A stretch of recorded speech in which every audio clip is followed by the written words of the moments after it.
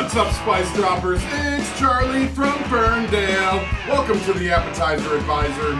Today we're making something my friend Carrie turned me on to called Tennessee onions with butter, cheese. I got some breadcrumbs in there. I've never had it before, but I have a feeling this is going to be amazing. Let's get cooking. SpiceDroppers, honestly, this is such an easy recipe, you don't really even need measurements. That being said, I will have the complete recipe in the description. However, you can definitely play around with this. Use different herbs, add different flavors, whatever you want to do. The basics though, I have 2 onions here. I'm cutting them into about 1/2 inch thick saucers, so you're cutting them lengthwise. You can cut them thicker or thinner if you want. I mean, I've even seen recipes out there where they're using a mandolin to cut them paper thin, and the flavor is just still gonna be great.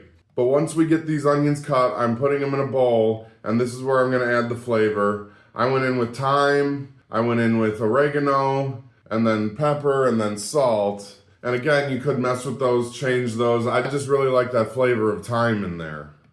So once we get all the spices and herbs in there, I'm gonna go ahead and mix these up. Get all of these well covered with that flavor. It's okay if they fall apart a little bit. That's just gonna add more flavor in the oven when some of those come out crispy and some of them come out sauteed. It's just gonna be a great medley of delicious onions. My onions were pretty well covered, but I did end up adding a little olive oil because there was a bunch of flavor left at the bottom of the bowl that I didn't wanna leave out. So that olive oil is gonna help those herbs and spices really stick to these onions.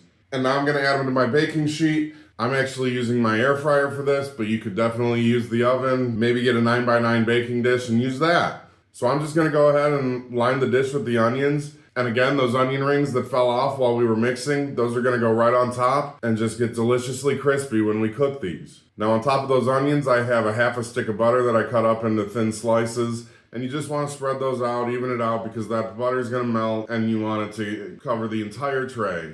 And then we get to my favorite part, the cheese, obviously the cheese. This is another place that you could experiment. I'm gonna go ahead and use parmesan, and I'm gonna use a lot of it. Again, the measurements aren't really necessary, but you do wanna cover the onions with cheese because this cheese is gonna melt and get gooey in the middle of the onions. It's also gonna get crispy on top of the onions. If anything, you wanna have too much cheese, but I know there's no such thing as too much cheese. So again, I use parmesan. I'm also going in with this cheddar that has notes of gruyere. You do want to use a mixture of a harder cheese and a softer cheese. I chose this cheddar with gruyere because a lot of recipes I see out there do use gruyere and parmesan as well. But again, mess around with it. Use Swiss and cheddar if you want.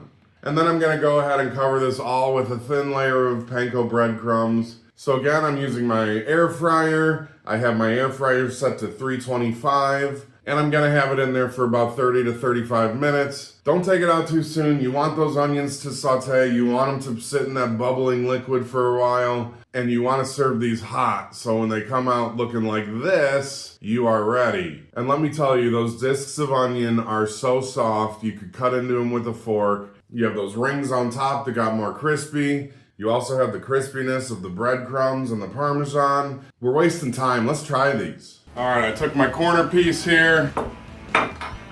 This smells amazing. Oh man, so much good cheese on there. Oh, these onions just fall apart when you cut into them.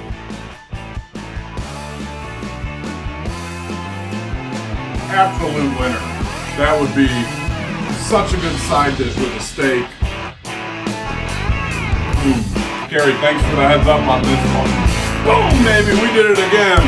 Peace and love. I love you.